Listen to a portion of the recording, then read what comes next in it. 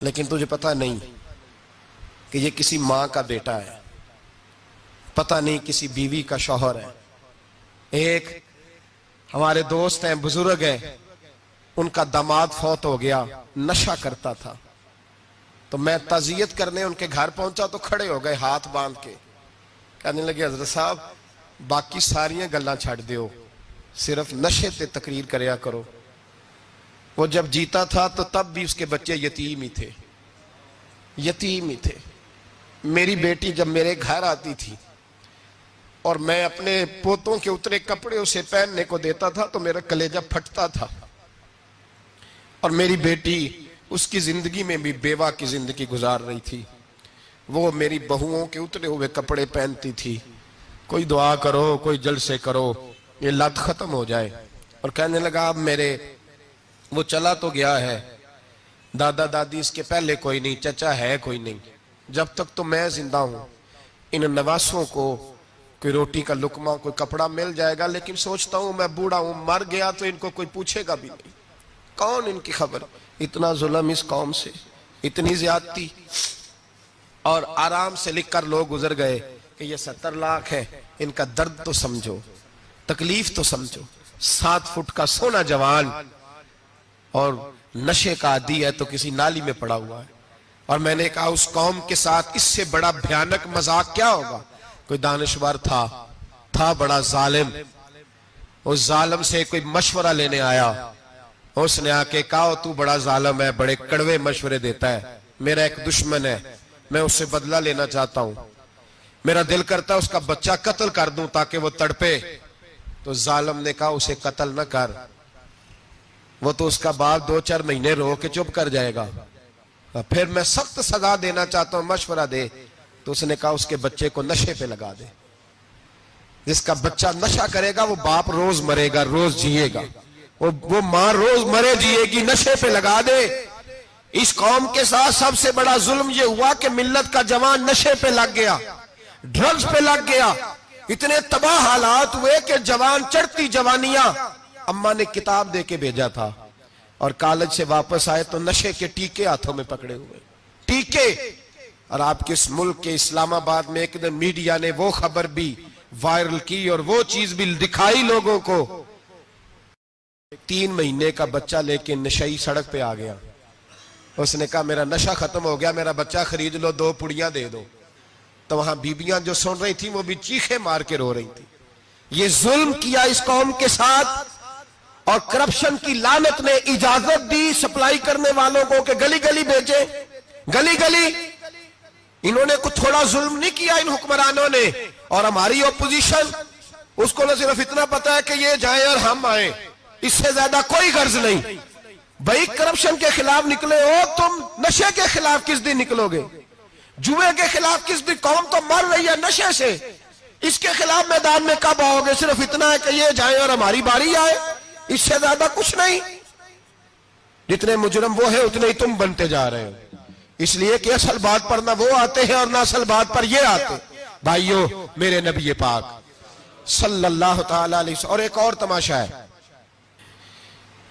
یہ میرے پہ اللہ کا یہ احسان رہا، اس لیے نہیں کہ میں پرہیزگار آدمی ہوں، نیک ہوں، اس لیے نہیں، ویسے ہی اللہ بعض اوقات اسباب بناتا ہے، سبب بناتا ہے۔ مجھے نہ شراب کے رنگ کا پتہ ہے، نہ اس کی خوشبو کا پتہ ہے، نہ میں نے کبھی زندگی میں دیکھی ہے، یہ کرم ہے میرے حضرت صاحب کا، میں نے نہیں دیکھی، مجھے نہیں پتا کیسی ہوتی ہے، کچھ باتیں میں نے سنی ہیں۔ ایک محفل میں بیٹھا تھا مجلس میں، تو ایک شخص نے کہا کھانسی نہیں جاتی بچے کی، دوسرا اس کو مشورہ دے رہا ہے، کھانسی نہیں جاتی، بڑی دوائی دیسی بھی فلاں بھی بڑی کھائی، مشورہ دیا اس کو کہ تو اس طرح کر، اس کو نا شراب کے 2-4 چمچے پلاؤ، کہتے ہیں جی اس کو نا یہ پلاؤ تو صحیح ہو جائے گی۔ تو میں نے پلٹ کے اس کی طرف دیکھا، میں نے کہا کوئی عقل کر، کیا مشورہ کرنا؟ مولانا میرا تجربہ ہے۔ میں نے کہا تیرا تجربہ افضل ہے یا رسول اللہ کا فرمان زیادہ افضل ہے؟ تیرا تجربہ افضل ہے۔ حضرت ام سلمہ رضی اللہ تعالیٰ عنہ کہتی ہے میں نے عرض کی یا رسول اللہ صلی اللہ علیہ وسلم میری بچی بڑی بیمار ہے، تو مجھے کسی نے کہا ہے یہ تھوڑی سی نشے والی چیز ہے، یہ بنا کے تیار کر کے دو، صحیح ہو جائے گی، بیمار ہے بچی تو یہ نشے والی چیز ہے، اس کو تیار کر کے دو، تھوڑا نشہ ہے۔ اگرچہ بعض، میں نے شروع میں کہا، بعض لوگ مریض کو، سخت مریض کو ایسی ادویات جو مجبوری بن جائے اس کی گنجائش اور اجازت دیتے ہیں. محتاط علماء تو اس میں بھی بہت ساری چیزیں پہلے بیان کرتے ہیں، لیکن اس نے کہا جی میرا نشہ دینا ہے شفا کے لیے. تو حضرت ام سلمہ کہتی ہے میرے نبی پاک نے میری طرف دیکھا، میری طرف. تو میں نے کہا یا رسول اللہ آپ کیا فرمانا چاہ رہے ہیں؟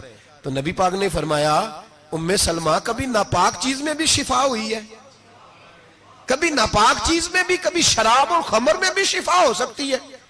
شفا رب کریم نے رکھی ہے پر شہد کے اندر رکھی ہوئی ہے، شفا اللہ نے رکھی ہے قرآن مجید میں رکھی ہوئی ہے.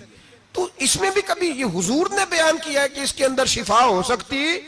تو امت کتنی دلیری کرتی ہے جو یہ مشورے دیتی ہے کہ اس کے اندر نشہ ہے، شراب ہے، تو کھانسی چلی جائے گی تو فلانی بیماری چلی جائے گی.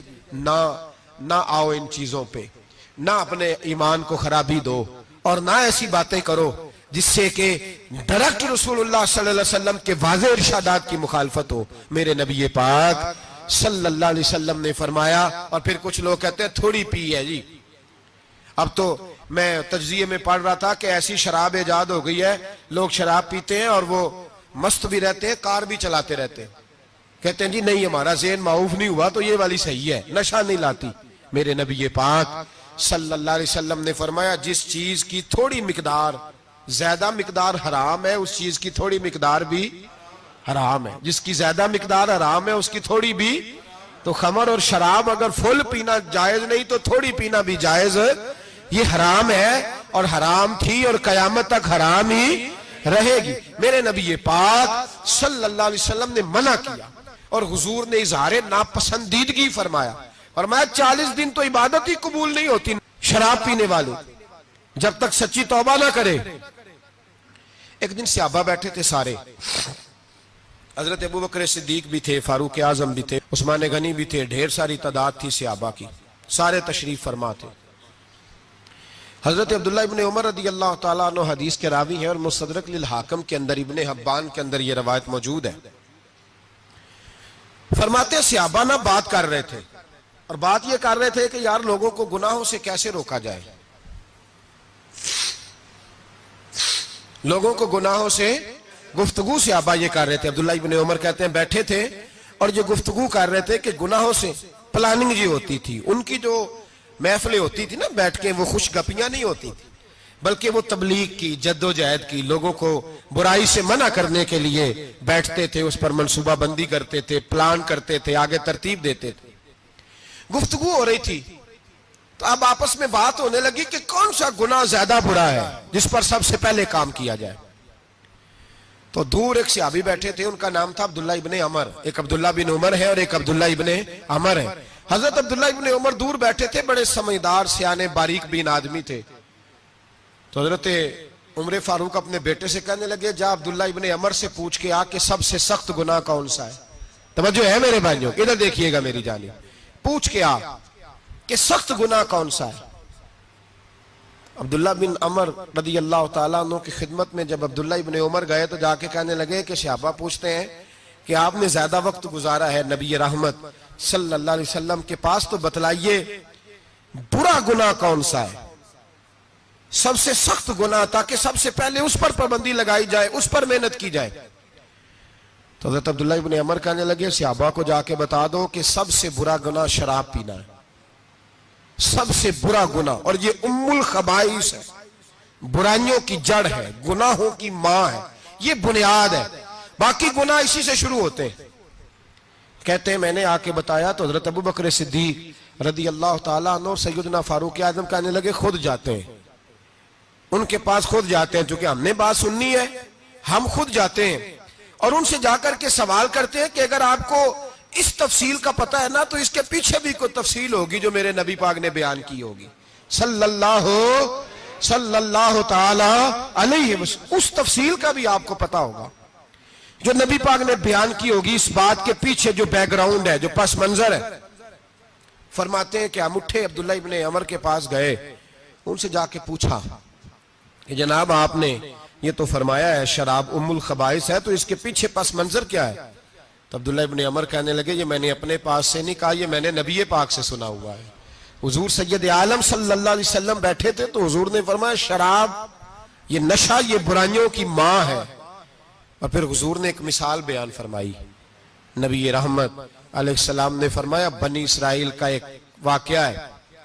ایک خوبصورت جوان تھا تو ایک عورت کا دل آ گیا اس پر. یہ یاد رکھ لیں, ہم لڑکوں کو منع کرتے رہتے ہیں لیکن ہمیں گھر کی بچیوں پر بھی توجہ دینی ہوگی, ہمیں ان کے فون پر بھی نگرانی کرنی ہوگی, ہمیں وہاں بھی غور کرنا ہوگا. اس لیے کہ اگر کوئی بچی گنجائش نہ دے تو میرا خیال ہے کہ لڑکا جرت کرنے کی طاقت نہیں رکھتا. تو وہاں بھی ان کی اماں سے کہے کہ پابندی لگائے, بچی کسی کا موبائل لے کر کے کہیں اس کو استعمال تو نہیں کر رہی, اس پودے پر بھی توجہ دے, درخت بننے سے پہلے اس کی بھی نگرانی کریں, یہ بھی بڑا ضروری کام ہے. عورت کا دل آ گیا تو نبی پاک علیہ السلام فرماتے اس نے کوئی بہانہ لگایا, کسی کو کہا کہ اس نوجوان کو بلا کے لاؤ, اس کو کہو کہ ہم نے کوئی گواہی لینی ہے تجھ سے. وہ نوجوان آیا, ایک کمرے میں داخل ہوا تو اگلے کمرے میں لے گئے, وہاں داخل ہوا تو اس سے اگلے کمرے میں لے گئی, وہ داخل ہوا تو اسی طرح 7 مکفل کمروں میں لے گئی. میرے کریم رسول میرے محبوب پاک علیہ السلام فرماتے ہیں, صحابہ کو سمجھا رہے ہیں میٹھے لب و لہجے میں, فرماتے ہیں جب سب سے پچھلے کمرے میں لے گئی تو ایک لڑکا بندھا ہوا تھا وہاں رسیوں سے, شراب کا پیالہ پڑا ہوا تھا. اور بی بی کہنے لگی کوئی گواہی شواہی نہیں لینی, تجھے اس لیے بلایا ہے کہ تیرے اوپر دل آ گیا ہے, اب میرے ساتھ منہ کالا کر. تو وہ جوان کہنے لگا نہیں, میں نے اپنے نفس کو پاک رکھا ہوا ہے, میری نظر بھی پاک ہے, دل بھی پاک ہے, اور اس کی برکت یہ ہے کہ رب نے میری روح کو بھی پاک رکھا ہوا ہے, تو میں یہ حرکت نہیں کر سکتا. پاک لوگ پلید کاموں کی جانب توجہ نہیں کرتے, میں یہ حرکت نہیں کر سکتا. اقبال نے اپنے بیٹے کو دعا دی تھی, اس نے کہا تھا حیا باقی نہیں ہے زمانے کی آنکھ میں, خدا کرے کہ رہے تیری جوانی بے داغ, خدا کرے کہ رہے تیری جوانی بے داغ. کہا میرے ساتھ منہ کالا کر, اس نے کہا میں نہیں کرتا. کہنے لگی چل پھر اس کو قتل کر, اس کو میں نے باندھا ہوا. اس نے کہا میں قتل کیوں کروں, میری کیا دشمنی ہے. کہا پھر شراب پیو, کہا میں شراب بھی نہیں پیتا. تو کہنے لگی اب تو میں نے تجھے اپنے چنگل میں پھانس لیا ہے, اب تو یہاں سے بچ کے جا نہیں سکتا, اور اگر تو باہر جائے گا تو میں شور کروں گی, لوگ جمع کروں گی, اس نے میری عزت آبرو پہ ہاتھ ڈالا ہے, تو بچ تو نہیں سکتا, ایک کام تو کرنا پڑے گا. محبوب فرماتے ہیں اس نوجوان نے سوچا کہ زنا بھی بہت بڑا جرم ہے, قتل بھی بہت بڑا گناہ ہے, چلو اب مجبوری ہے تو شراب پی لیتا ہوں. لیکن وہ سمجھا نہ کہ شراب تو بنیاد ہے. اس نے ایک پیالہ جو پیا, کہنے لگا ایک اور دے دو, دوسرا پیا تو کہنے لگا ایک اور دے دو.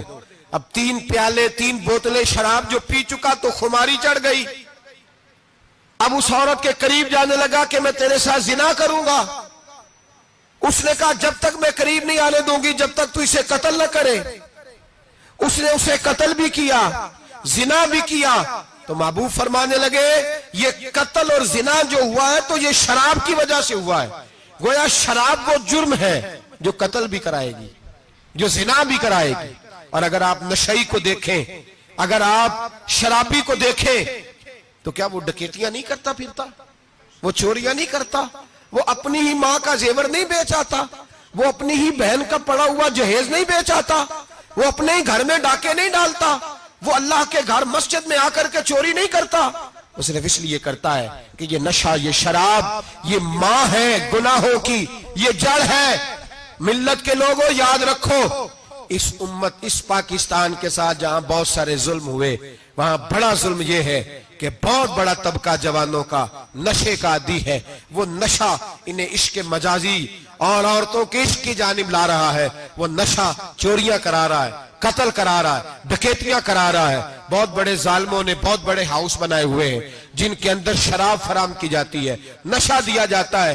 میں نے تو ایسے ایسے لفظ سنے کہ الیکشن کے دنوں میں ووٹ لینے کی خاطر سیاستدان انہیں نشہ فراہم کرتے ہیں, انہیں باندھ کے رکھتے ہیں, روز تمہیں پڑیا ملے گی, ووٹ ہمیں ڈالنا. اتنا ظلم, اتنی زیادتی, اتنا جبر, ایک انسان کے ساتھ کھیلنا.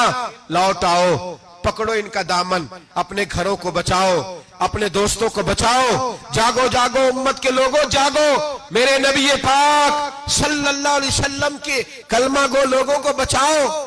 ان پر اگر سختی کرنی پڑتی ہے تو کرو, پیار کرنا پڑتا ہے تو کرو, محنت کرو, جدوجہد کرو.